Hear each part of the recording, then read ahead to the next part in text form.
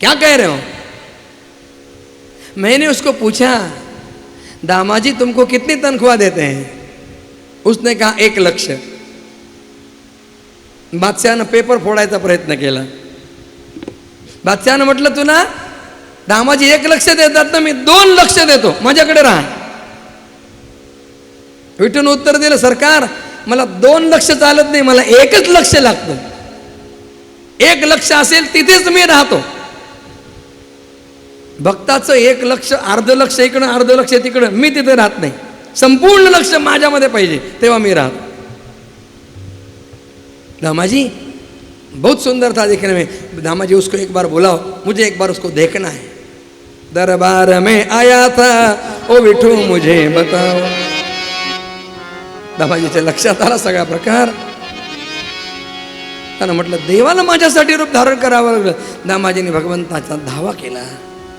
भगवान पांडुरंग दामाजीला दर्शन देतात आणि दामाजीच्या संगतीनं बादशाहला सुद्धा भगवंताचं दर्शन झालं. महाराज भगवान आपल्या भक्तांच्या घरी सगळ्या प्रकारची कामं करतात. शांतीब्रह्म एकनाथांच्या घरी 36 वर्ष श्रीखंडाच्या रूपाने सेवा केली. एके दिवशी सकाळीच एक चुणचुणीत मुलगा आला नाथांच्याकडे. नाथ बाबा, मला कोणीच नाही, मला ठेवा ना तुमच्या इथं, सगळी कामं करीन. काय नाव रे तुझं? श्रीखंड्या. गिरिजा मातेने म्हटलं, लेकरू म्हणतं तर ठेवा ना, नाहीतरी मला हाताशी लागतंच कोणी ना कोणी सारखं. नाथाने श्रीखंड्याला ठेवून घेतलं. महाराज तो श्रीखंड्या नाथ महाराजांच्या घरी सगळ्या प्रकारची सेवा करत आहे. श्री एकनाथ सदनी, श्री एकनाथ सदनी, माधवजी सर्व काम ही करीतो. स्वकरे चंदन घाशी, गंगेचे कान पाणी कावडी भरितो. आवडीने कावडीने हरिने सदनात वाहिले पाणी. एकची काय वधावे, पडिल्या कार्यार्थ वाहिले पाणी. गोड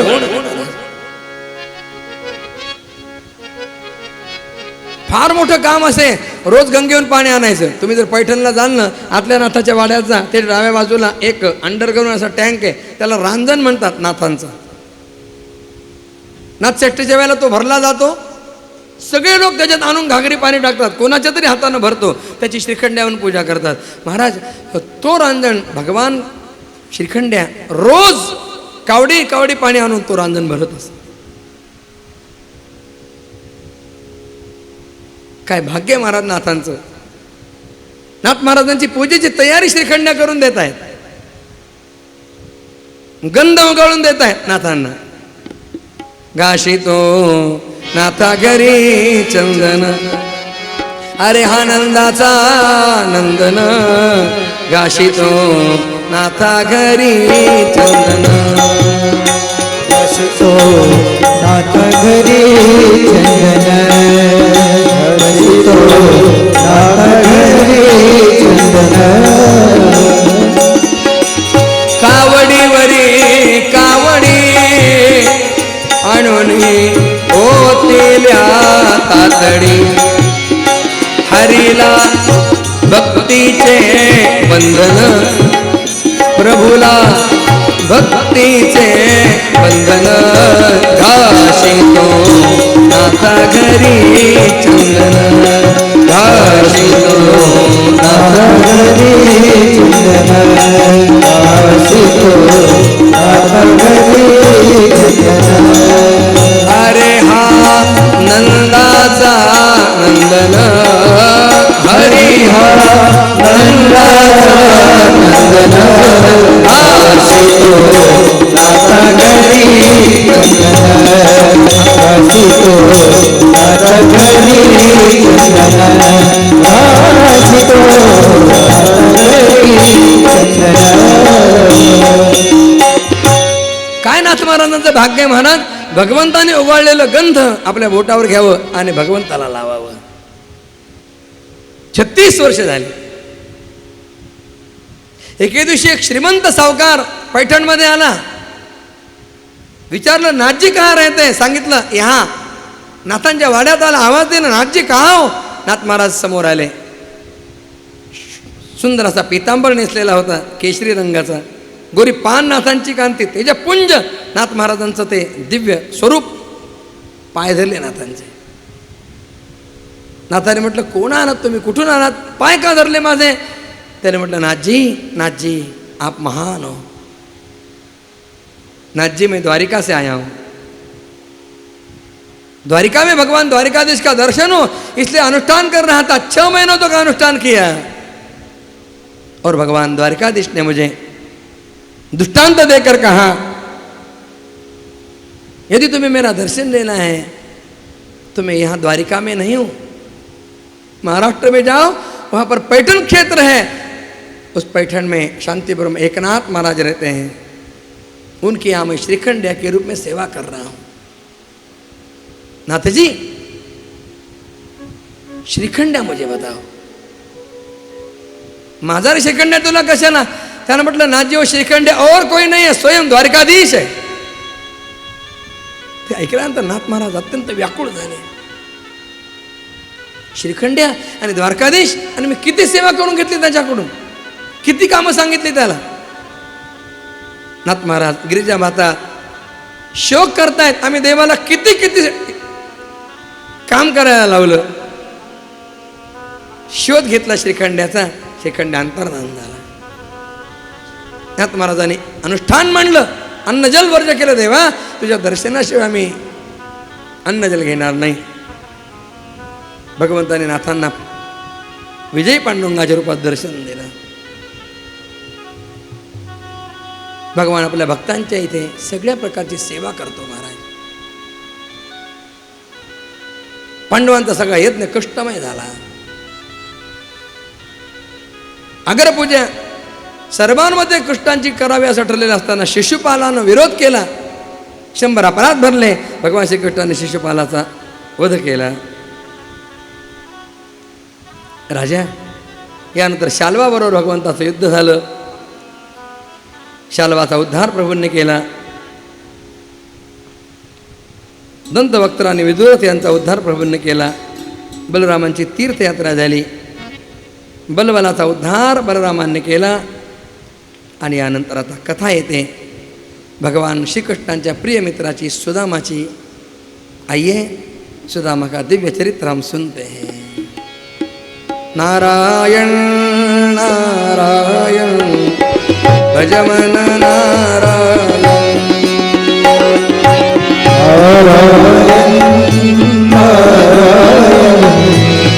भजमन नारायण. सब गाइए. नारायण नारायण भजमन नारायण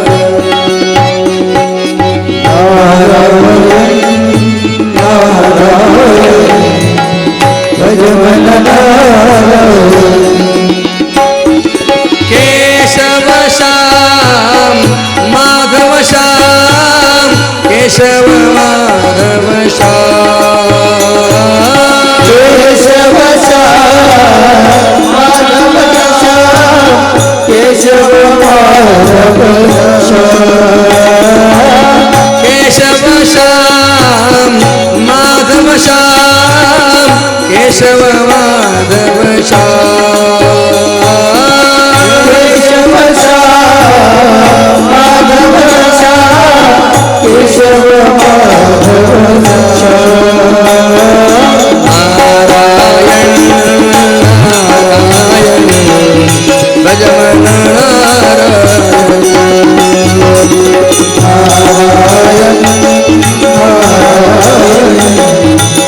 नारायण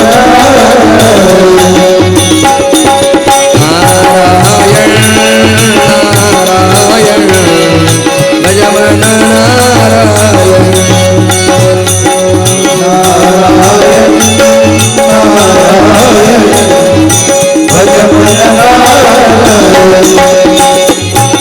केशव श्याम माधव श्याम केशव माधव श्याम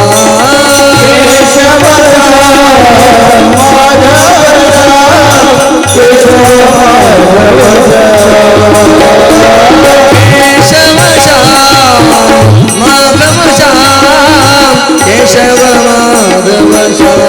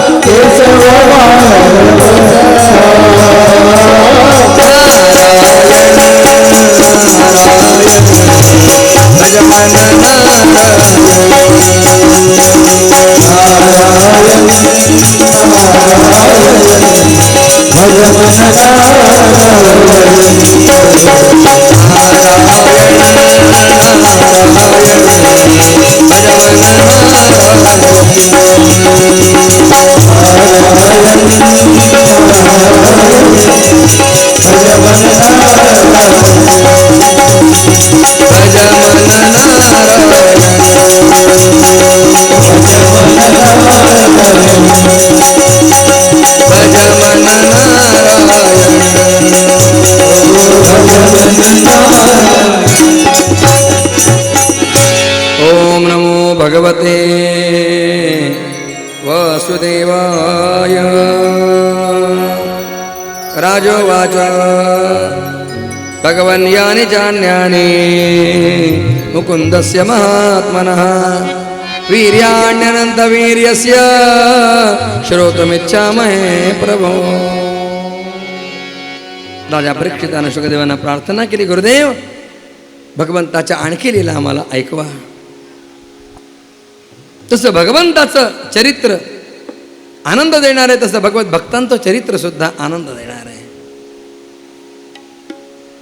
प्रभू, जी भगवंताचं गुणगान करते तीच खरी वाणी, जी त्यांची सेवा करतात तेच खरे हात, जे चराचरात निवास करणाऱ्या त्यांचं स्मरण करतात तेच खरं मन, आणि जे भगवंताच्या पुण्यमय कथांचं श्रवण करतात तेच खरे कान.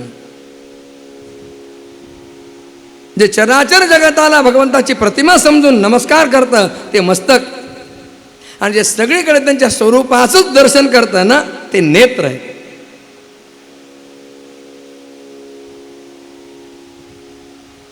राजाने ऐकल्यानंतर शुकदेवांचं अंतःकरण गदगदित झालं. राजानं सुदामाची कथा ऐका ही विनंती केल्याबरोबर शुकदेव सुदामाचं नाव ऐकल्याबरोबर गदगदित होतात. सुदामा हे नाव अंतःकरणाला पिळवटून टाकणार आहे.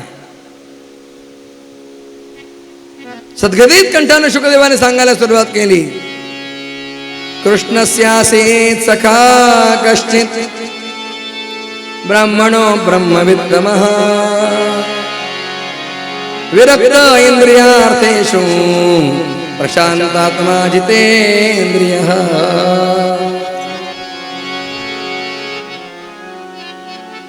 पहिला परिचय दिला, भगवान श्रीकृष्णांचा एक सखा आहे. नाव सांगितलं नाही, कृष्ण सखा. आपल्याला परिचय विचारला ना, आपण परिचय सांगतो, आपलं नाव गाव. एखादा मोठा कोणी मनुष्य आपल्या नात्यात असेल तर त्यातच रेफरन्स देतो, हा झाला व्यावहारिक परिचय. पण कधीतरी आपल्याला असाही परिचय देता यावा, महाराज मी ना महाराजांचा एक सेवक आहे, मी रामरायाचा दास आहे, मी पंढरीचा वारकरी आहे, मी जगदंबेचा एक भक्त आहे, मी दत्त महाराजांचा एक सेवक आहे. कधीतरी आपल्याला असाही परिचय देता यावा.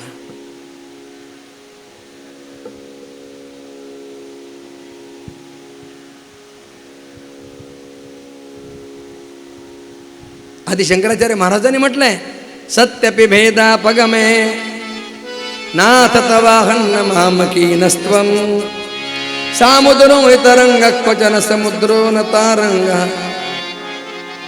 देवा, तू आणि मी हा भेद आहे, हा वरवर दिसायला भेद आहे, परंतु खऱ्या अर्थानं अभेद आहे. त्वमेवाहम, तू म्हणजे मीच आणि मी म्हणजे तू. नाथ तवाहम, देवा मी तुझा आहे. कधी कधी अधूनमधून आपण म्हणत जावं, महाराज मी तुमचा आहे, महाराज मी तुमचा आहे. आपण नातं जोडावं देवाशी, संतांशी.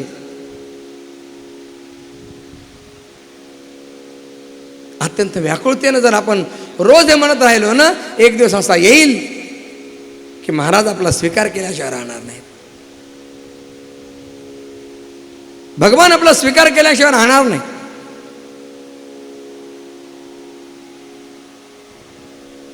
भगवान श्रीकृष्ण सांदीपनी गुरूंच्या आश्रमामध्ये अध्ययनाला होते, तेव्हा तिथे सुदामा होता.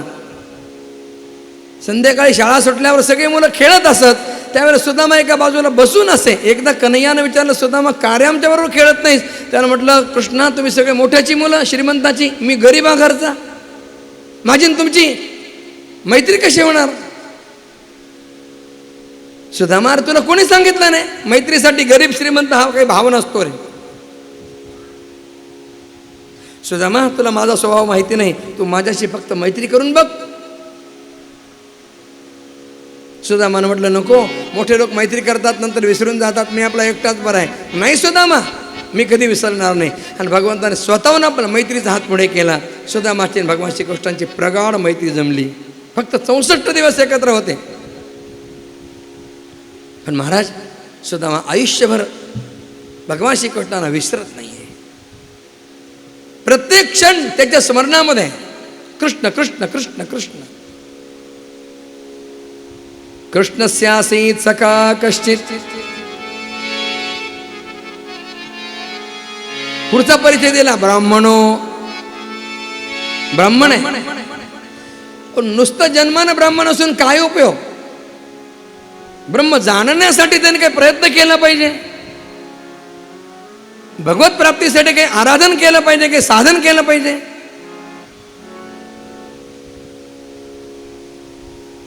ब्रह्मवित्तम आहे म्हणजे त्यानं आपल्या बुद्धीनं ब्रह्म जाणलेलं आहे, ब्रह्मज्ञानी आहे. विरक्त इंद्रिया अर्थेषु. इंद्रियांचे अर्थ म्हणजे विषय, या विषयांच्या बाबतीत सुद्धा मग विरक्त आहे.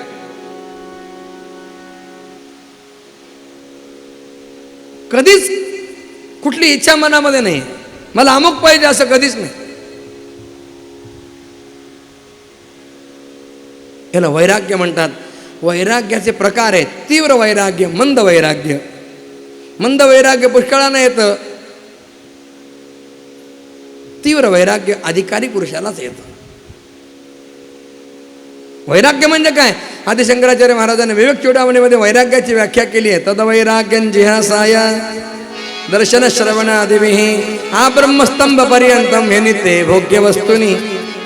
ब्रह्मापासून एका गवताच्या काडीपर्यंत जेवढं काही आहे ना, ते सगळं अनित्य आहे आणि ते आपल्याला नको आहे. अशा प्रकारची इच्छा मनामध्ये उत्पन्न होणं याला वैराग्य म्हणतात.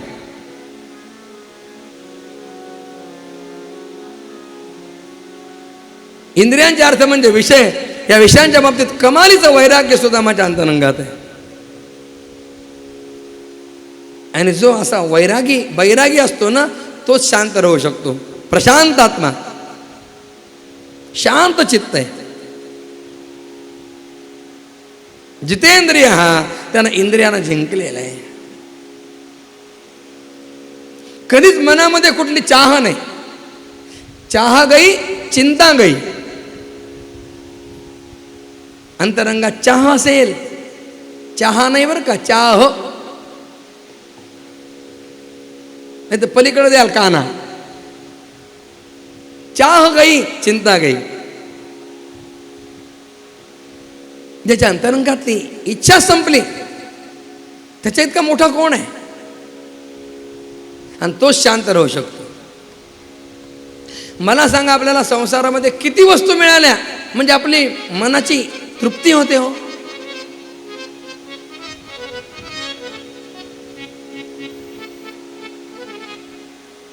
सारखं काहीतरी हवं असतं. सुभाषितकारानं म्हटलंय, कांता इमे मे तनया इमे मे गृहान इमे मे पशवस्त्रिमे मे एवं नरो मेष समान रूपः मे मे कृता काल वृकेन नीतः. मनुष्य सारखं आयुष्यभर माझं माझं करत असतो. संस्कृत भाषेमध्ये मे या शब्दाचा अर्थ आहे माझं. मम मे आवयो हो 9 अस्माकम ना 6. मे कांता इमे मे, पत्नी माझी. तनया इमे, मुलगी माझी. घर माझं, पशु माझे, बंगला माझा, गाडी माझी. मे मे मे मे करत असतो सारखा. सुभाषितकार म्हणतात, मे हा कोणाचा शब्द आहे? मे मे कोण करत असतं? बोकड करत असतो, मे मे मे मे. सुभाषितकार म्हणतात, एवन नरो मेष समान रूप. त्या बोकडासारखा हा मनुष्य मेमे करत असतो आणि मेमे करत असतानाच काळ रूपी लांडगा येऊन याला कधी घेऊन जातो पत्ता लागत नाही. मेमे कृता काल वृके न नेता. महाराज सुदामा शांत चित्त आहे, जितेंद्रिय आहे, आपल्या इंद्रियांच्यावर विजय मिळवलेला आहे. यदुरुच्छयोपपन्नेन वर्तमानो गृहाश्रमी तस्य भार्या कुचैलस्य क्षुत्क्षामा च तथाविध. गृहस्थाश्रमामध्ये असून सुद्धा प्रारब्धानुसार जे काही मिळेल त्यामध्ये तो संतुष्ट असे. समयासी सादर व्हावे, समयासी सादर व्हावे, देव ठेवील तैसे रहावे, देव ठेवील तैसे रहावे. समयासी सादर व्हावे, समयासी सादर व्हावे.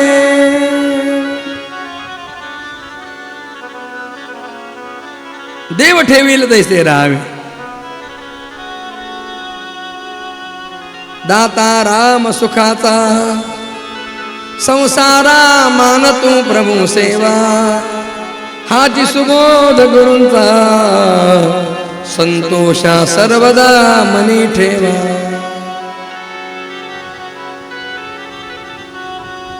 राज्याधिकार एवो किंवा जावो समस्त धनमान. हाची सुबोध गुरूंचा भंगावे ना कदा समाधान. आपल्याला महाराजांचं तेव्हाच म्हणता येईल जेव्हा आपल्या जीवनामध्ये महाराजांचा बोध उतरेल.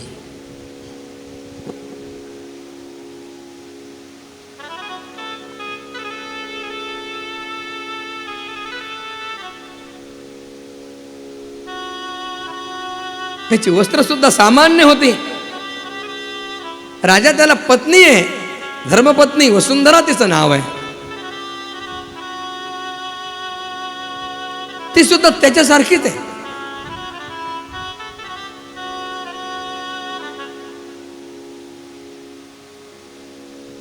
राजा ज्या क्षणापासनं ही वसुंधरा सुदामजींच्या संसारामध्ये पदार्पण करती झाली, त्यांचा उंबरठा ओलांडून त्यांच्या संसारामध्ये आली, त्या क्षणापासनं तिला कधी एक वेळचं पोटभर जेवण सुद्धा मिळालं नाही.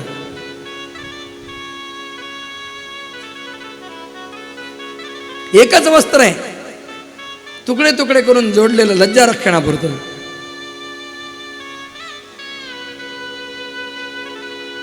मुलं तर उघडी नागडी, पण असं असून सुद्धा तिनं कधीच सुदामजींना दोष दिला नाही. तिनं विचार करावा, माझ्या स्वामींचं व्रत आहे ना, अयाचित कुणाकडे काही मागायचं नाही. मी सुद्धा त्यांची सहधर्मचारिणी आहे, पण मला सुद्धा त्या व्रतानं चाललं पाहिजे. राजा तिने कधीच कोणाकडे काही मागू नये रे. हे अयाचित व्रत आहे ना, हे फार कठीण असतं महाराज.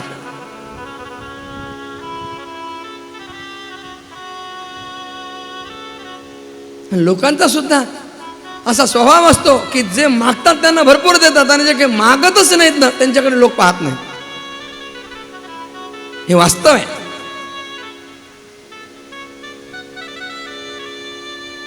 कधी कधी मुलाने तिच्याकडे येऊन रडावं, आई अगं खूप भूक लागली आहे, काल तू म्हणाली होतीस पाणी पिऊन निजा, आम्ही नुसतं पाणी पिऊन निजलो ग, पण आज नाही ग सहन होत भूक, काहीतरी दे. डोळ्यात पाणी यावं, बाळांनो काय देऊ तुम्हाला, घरात काहीच नाही आहे.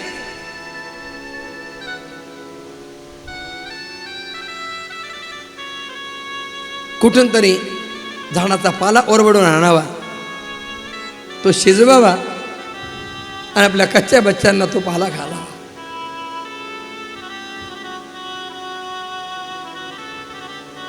ते बघा, माणसाच्या जीवनात सगळ्यात मोठं दुःख कोणतं असेल ते गरिबी नावाचं दुःख आहे. बाकी कोणती दुःख आली तरी चालतील, पण गरिबी कधी कोणाकडे येऊ नये.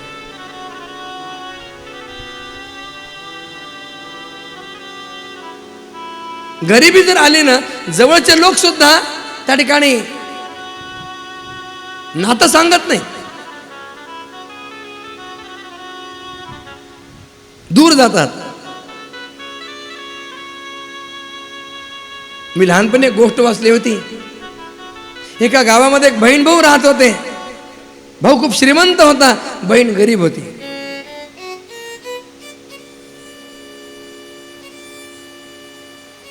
एकदा असंच भावानं अधिक मास म्हणून सगळ्या गावाला भोजन दिलं. चूल बंद आमंत्रण, कुणी घरी चूल पेटवायची नाही. या बहिणीने विचार केला, सगळ्या गावाला निमंत्रण आहे, आपल्याला वेगळं निमंत्रण कशाला हवंय. पानं मांडलेली होती, ती सुद्धा आपल्या मुलांना घेऊन आली. एका बाजूला कोपऱ्यामध्ये बसली. भाऊ सगळ्यांना आग्रह करून वाढत होता. एवढ्यात तो बहिणीजवळ आला आणि त्यानं त्या बहिणीला तिथे बसलेलं पाहिलं. मला त्याचं डोकं फिरलं, रागावला, हकालून दिला तिला. भिकारडी, माझी लाज घालवायला आलीस, तुला इथं कोणी बोलावलं. पानावरून उठून हकालून दिलं. असं कोणी करतं का हो? भरल्या पानावर कुणाला हकालून देतं का कोणी?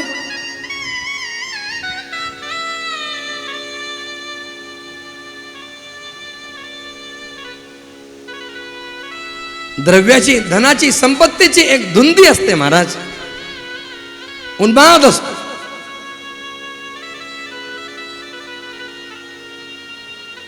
पण भगवान आपले खरे भक्त जे आहेत ना, त्यांना फार संपत्ती देत नाही. यस्याहम अनुगृह्णामि तस्य सर्वं हराम्यहम, असं भगवान म्हणतात. ज्याच्यावर मी अनुग्रह करू इच्छितो, आधी त्याचं सगळं हरून घेतो, मी हरण करून घेतो.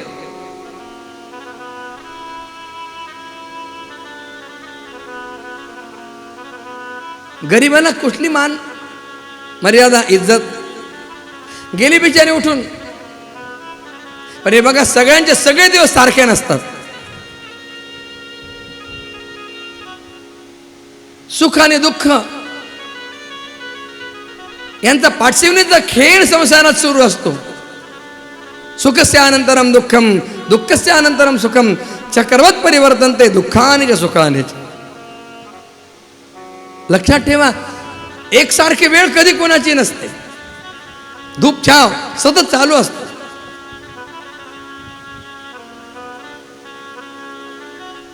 त्या बहिणीचे दिवस पालटले. तिला श्रीमंती आली, लॉटरी लागली. काय झालं? श्रीमंत झाली बहीण.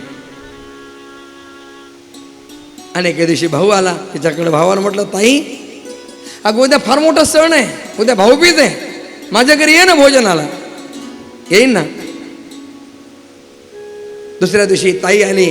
भावानं खूप मोठा थाट केला. तिला पायघड्या, रांगोळ्या, भोजनाचा थाट केला.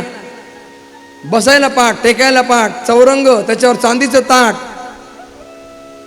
उदबत्त्या, रांगोळ्या, पंचपक्वान्न वाढली. शाही भोजन.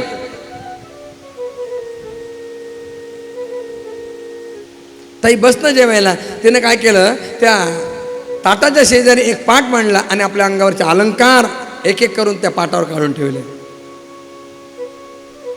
भावानं विचार केला, 2-3 किलो सोनं अंगावर घालून आली आहे, एवढं जड, जेवायला बरं वाटत नसेल म्हणून अलंकार काढून ठेवते. ताई बसणं जेवायला बसते, एक एक पक्वान्नाचा घास उचलते आणि एकेका अलंकारावर ठेवते. ताई तुझी वेगळीच पद्धत झाली जेवायची.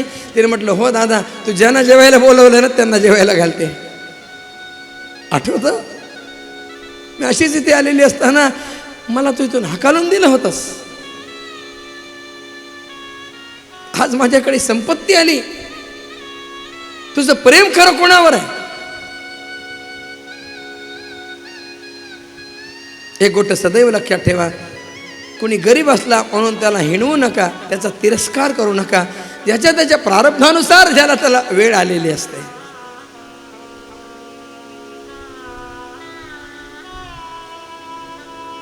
कन्या पुत्र मरती उपवासी, वस्तीसी त्या ठाव न देती कोणी. नाथ महाराज वर्णन करतात. कित्येक दिवस सुद्धा माझ्या घरी चूल पेटत नाहीये. कोणाला तरी दया यावी आणि कोणी काहीतरी आणून द्यावं आणि मग त्यातून चूल पेटावी, काहीतरी व्हावं. एवढं सगळं जरी असलं ना तरी सुद्धा सुदामा शांत आहे. कृष्ण कृष्ण कृष्ण कृष्ण कृष्ण कृष्ण हे चिंतन सतत चालू आहे. घरामध्ये कमालीची शांती आहे. आपल्याकडे सगळी घरं भरलेली असताना शांती नसते. शांती नावाची मोलकरी सुद्धा टिकत नाही आपल्या घरी.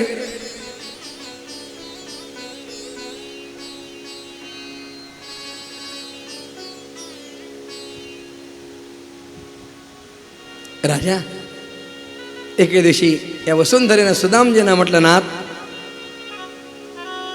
तुम्ही नेहमी सांगत असताना कौतुकानं की तुमचा मित्र सोन्याच्या नगरीचा राजा आहे. नाथ एकदा जा ना त्याच्याकडे, त्याला आपली करुण कहाणी सांगा, त्याला नक्की दया येईल, तो काहीतरी देईन, वर्ष 2 वर्ष आपलं चालेल. ऐकल्यानंतर सुदामानं म्हटलं, नाही वसुंधरे, मी माझ्या दुःखानं त्याला दुःखी नाही करणार. मी किती दुःख भोगेन पण माझ्या प्रभूला, माझ्या स्वामींना मी दुःख नाही होऊ देणार. माझ्या दुःखाचा भार मी त्यांच्यावर नाही घालणार. खरा भक्त असतो ना तो आपल्या दुःखाचा भार आपल्या प्रभूंवर, आपल्या स्वामींवर, आपल्या गुरूंवर नाही घालत.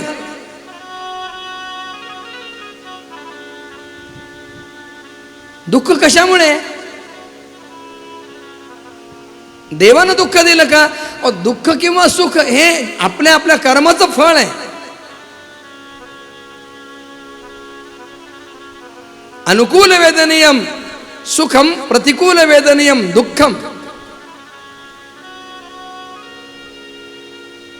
आपणच पूर्वी कर्म केलेलं आहे त्याचं फल सुख किंवा दुःख आपल्याला मिळतं.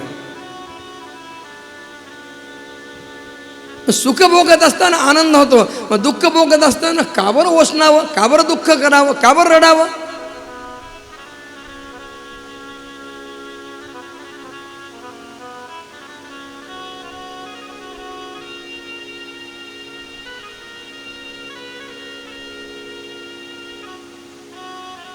ज्ञानोबा आहे फार सुंदर वर्णन करतात. झाड जाणीजे फुले, मानस जाणीजे बोले, भोगे जाणीजे केले पूर्वजन्मीचे.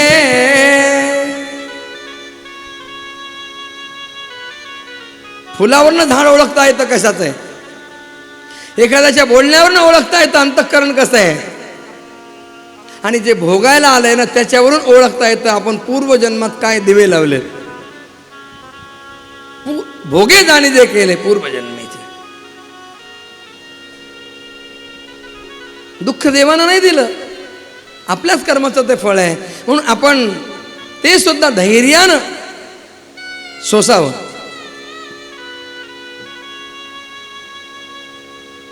मी आज एका ठिकाणी गेलो होतो, एका गुरुजींच्या घरी. त्यांची मुलगी नीटच्या परीक्षेला बसलेली. मी गेल्यानंतर तिचं अभिनंदन केलं, तू खरी धैर्यवान आहेस. सगळं ठीक आहे, ते फुटू नये पेपर वगैरे सगळं ते असं होणं अयोग्य आहे, पण झालं. मग झालं म्हणून काय आपण आपलं जीवन संपवायचं का? कित्येक विद्यार्थ्यांनी आत्महत्या केली महाराज पेपर फुटला म्हणून. अरे धैर्यवान पुरुषाचं लक्षण नाही आहे. जो दुःखाला सुद्धा आनंदानं धैर्यानं सामोरा जातो ना त्या ठिकाणी तो खरा धीर पुरुष आहे.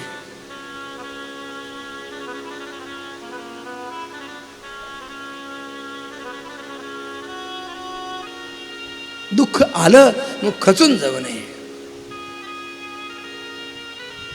लक्षात ठेवा, परमहंस परिव्राजक आचार्य टेंबेस्वामी महाराजांचं जीवनचरित्र पहा.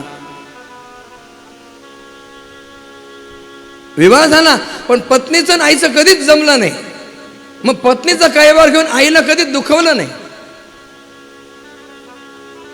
आई खूप त्रास देत असे, महाराजांना कळत असे, पण कधी एका शब्दानं आईला बोलले नाही.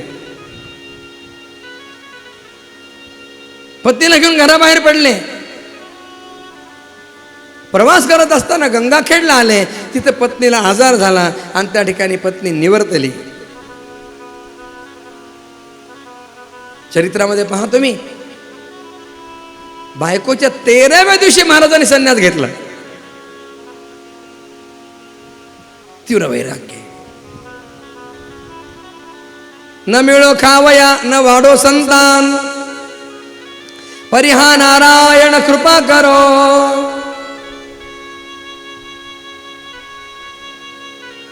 तुकाराम महाराजांचं चरित्र पहा. पहिली पत्नी गेली, अण्णांना दशा करत रडत बसले नाही. न मिळो खावया न वाढो संतान, परिहा नारायण कृपा करो. दिवाळं निघालं, व्यापार बसला. दोष देणार नाही. बरे झाले देवा निघाले दिवाळे, बरी या दुष्काळे कृपा केली. चांगलं झालं ना देवा, दिवाळं निघालं.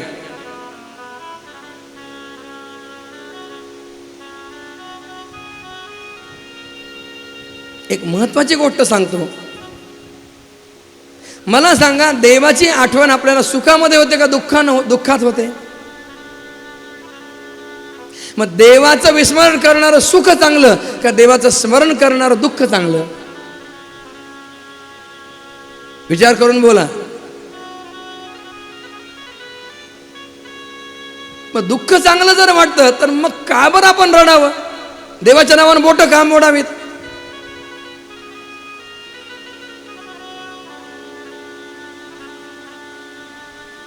सुदामानं वसुंधरेला म्हटलं, वसुंधरे, माझ्या दुःखाचा भार मी माझ्या कन्यावर नाही घालणार.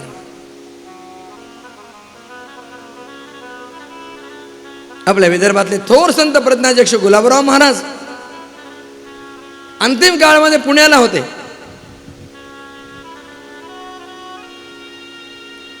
आळंदीला अत्यंत प्रेमाने येत असत. ज्ञानेश्वर महाराजांना आपले पिता मानत असत, स्वतःला ज्ञानेश्वर कन्या म्हणत असत. शेवटचा महिनाभर खूप आजारी होते, तेव्हा महाराजही आळंदीला आले नाहीत. आणि आपल्या भक्तालाही कोणी जर आळंदीला जायचं म्हटलं तर त्याला जाऊ देत नसत. एकानं विचारलं, महाराज तुम्हाला नाही जात पण आम्हाला का आळंदीला जाऊ देत नाहीत? त्यांनी सांगितलं, मी यासाठी जाऊ देत नाही की तुम्ही आळंदीला गेल्यावर माझ्या ज्ञानोबरायांना म्हणाल आमच्या महाराजांना बरं कर, आणि माझं दुखणं, माझ्या दुखण्याचा भार मला माझ्या माऊलीवर नाही घालायचा. काय वृत्ती आहे महाराज!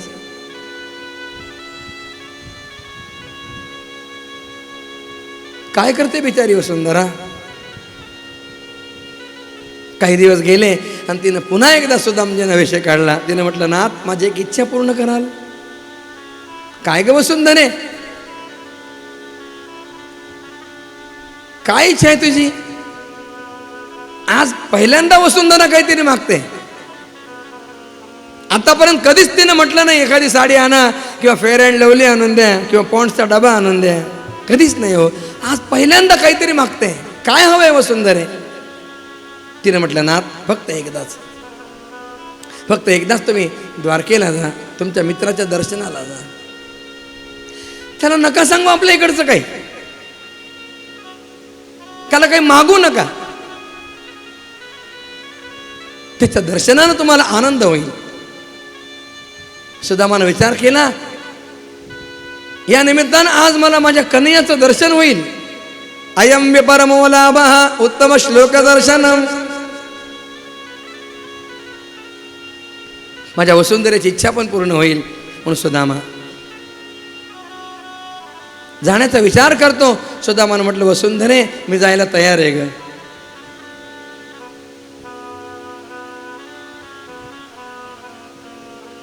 वसुंधरे तिथे गेल्यानंतर मला जर कृष्णानं विचारलं, काय आणलंस माझ्यासाठी, मी काय सांगू ग? तिनं असं म्हटलं नाही, आपल्या घरातच काही नाही त्याला काय द्यायचं. तिने म्हटलं, थांबा नाथ, मी आत्ता प्रयत्न करते. शेजारच्या घरी गेली आणि त्यानं शेजारणीला म्हटलं, अहो माझे पती द्वारकेला जात आहेत, आणि द्वारकाधीशांना देण्यासाठी माझ्या घरात काहीच नाही आहे, तुम्ही काही देता का? शेजाऱ्याने विचार केला, कधीच बिचारी मागायला येत नाही, आज पहिल्यांदा आली आहे मागायला. सारखं मागायला येतो ना, लोक त्याचा दुस्वास करतात. सारखं मागणं काही बरं नसतं. तिनं पोहे दिले, जरा आळ्या जळ्या लागलेले होते, डावं उजवं केलं देताना. हे बघा, कोणी जर काही मागायला आलं तर त्याला जे चांगलं असेल ते द्या, थोडंच द्या, पण जे चांगलं असेल ते द्या. असं वाईट काहीतरी भलतं असेल तर त्याला हवाली करून त्याच्या गरिबीचा उपहास करू नका.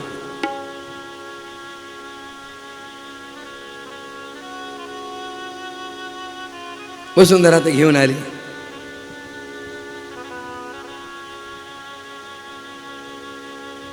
मुलाने पाहिलं काहीतरी आणलंय आईने, मुलं मागे लागली, थोडे थोडे पोहे त्यांच्या हातावर ठेवले आणि उरलेले पोहे एका कापडात बांधले आणि सुदामजींच्या जवळ दिले. नाथ, तुमच्या मित्रानं जर विचारलं ना, त्याला म्हणा हा गरिबीचा मेवा आणलाय. सुदामा निघाला. चले श्याम सुंदर से मिलने सुदामा, गाते चले हो मन में हरे कृष्ण राम, हरे कृष्ण राम, कृष्ण कृष्ण कृष्ण कृष्ण कृष्ण गात सुदामा निघाला.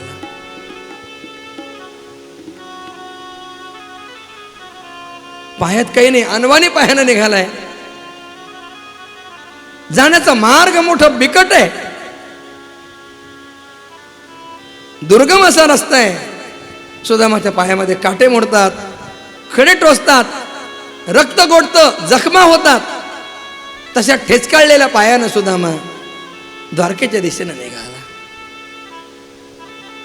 कैसे आऊ रे कन्हाई बड़ी दूर नगरी, बड़ी दूर नगरी, बड़ी दूर नगरी.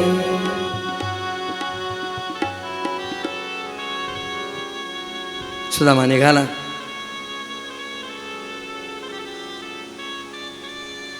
वाटेत भूक लागली म्हणून आपल्याजवळ पोहे आहेत, त्याच्यातले 2 घास खावेत हा विचार नाही आला. वसुंधरेने सुद्धा देताना सगळे दिले. उद्या मुलाने मागितलं तर काय म्हणून थोडं काढून नाही ठेवले मागे. हे देवासाठी आहे, हे घेण्याचा मला काही एक अधिकार नाही.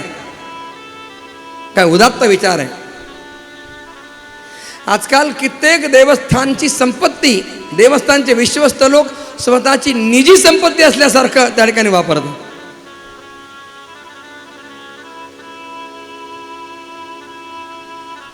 विश्वस्ताना दुसरा शब्द आहे न्यासी. न्यास, न्यास म्हणजे काय? विश्वासानं लोकांनी तुमच्याजवळ हे सांभाळायला दिले, त्याच्यातलं काही घेण्याचा आपल्याला अधिकार नाही. मुंबईचं सिद्धिविनायक मंदिर, काही वर्षांपूर्वी त्या मंदिरामध्ये त्याचं व्यवस्थापन कसं असावं म्हणून एक आंतरराष्ट्रीय परिषद बोलावली गेली. 3 दिवसाची ती परिषद, 22 लोक आले होते त्यासाठी. आणि त्या 3 दिवसाच्या परिषदेचा खर्च झाला 24 लाख रुपये. खाण्याचं हॉटेलचं बिलच झालं त्या 22 लोकांचं 6 लाख रुपये. का सोन्याचे गोळे खाल्ले असतील की काय त्यांनी? आणि एवढा सगळं खर्च केला, कुठून केला? सिद्धिविनायकाच्या आलेल्या दानपेटीतून.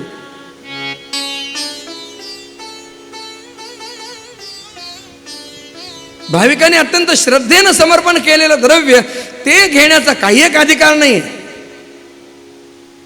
हे देवाचं आहे. कित्येक देवस्थान अशी आहेत की देवस्थानची संपत्ती आपली संपत्ती असल्यासारखं विश्वस्त लोक बेसामतपणानं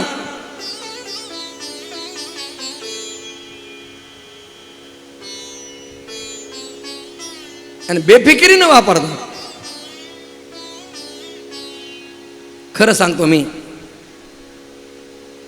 अनेक देवस्थान आम्ही पाहिली आहेत, पण अत्यंत अभिमानाने उल्लेख करावा असं पारदर्शी देवस्थान आपल्या विदर्भामध्ये ते देवस्थान आहे शेगावचं संत गजानन महाराजांचं देवस्थान.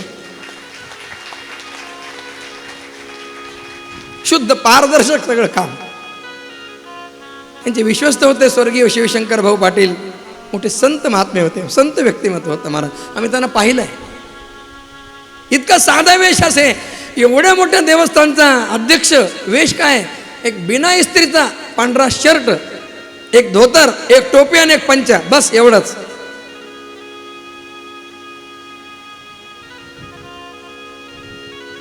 महाराजांकडे येताना आपल्या गाडीने यायचं नाही तर चालत यायचं, देवस्थानची गाडी नाही.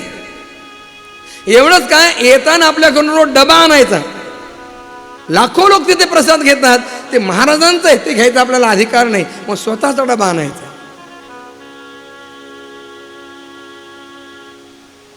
त्या कोविडच्या काळामध्ये एका अमेरिकेतल्या मनुष्यानं 7 करोड रुपये दिले देवस्थानला. कोविडचं सगळ्या लोकांचं तुम्ही व्यवस्थापन करा. अहो, त्या कोविडमध्ये काही लोकांनी 7-7 पिढ्या जगतील एवढं कमावलं, लुटलं लोकांना अक्षरशः. आणि यांना 7 करोड रुपये मिळाले होते. यांनी त्या 7 करोड म्हटले फक्त 2 करोड रुपये वापरले आणि सगळ्यापेक्षा अत्यंत श्रेष्ठ असं व्यवस्थापन त्या ठिकाणी केलं आणि उरलेले 5 करोड त्या माणसाला वापस केले. मढ्याच्या टाळूवरचं लोणी खाणारे लोक इथे, पण अशा परिस्थितीमध्ये त्या ठिकाणी अशा प्रकारचं देवस्थान असू शकतं.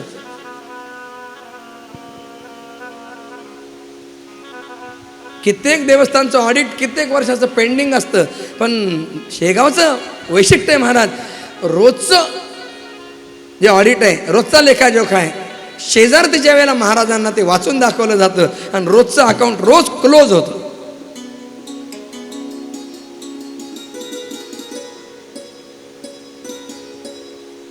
इतकी पारदर्शकता. तसं दुसरं स्थान गोंदवल्याचं महाराजांचं त्या ठिकाणी, गोंदवले ब्रह्मचैतन्य महाराजांचं मंदिर. आम्ही तिथे जाऊन राहिलोय, आपण लोक नेहमी जातात. इतकं व्यवस्थापन सुंदर की 15 वर्षापूर्वी आजच्या तारखेला किती लोक जेवले आणि काय भाजी केली होती आणि काय, हे सगळं रेकॉर्ड आहे, ऑन रेकॉर्ड. कुठेही एकाही पैशाचा गैरव्यवहार नाही.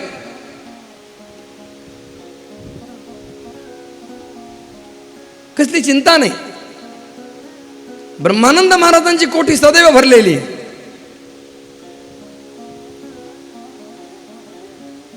महाराजांनी जाण्यापूर्वी सगळ्या लोकांना एक अनुशासन घालून दिलं. अहो मंदिरवासी जन, तुम्ही ऐकावे वचन, आल्या अतिथं अन्न द्यावे.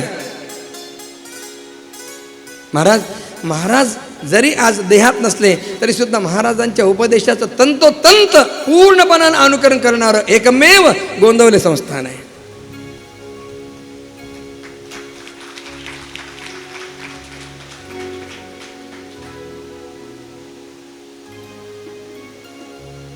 सुदामा भगवान श्रीकृष्णांना भेटण्यासाठी द्वारकेच्या समीप आला. लांबूनच चमकणारी सोन्याची द्वारका पाहिली, आनंदानं नाचू लागला. हो, मेरा मित्र सोने की नगरी में रहता है. खरा मित्र कोणाला म्हणावा? स्वतः विपन्नावस्थेमध्ये असून सुद्धा आपल्या संपन्न मित्राची संपत्ती पाहून ज्याला मनोमन आनंद होतो ना, तो खरा मित्र आहे.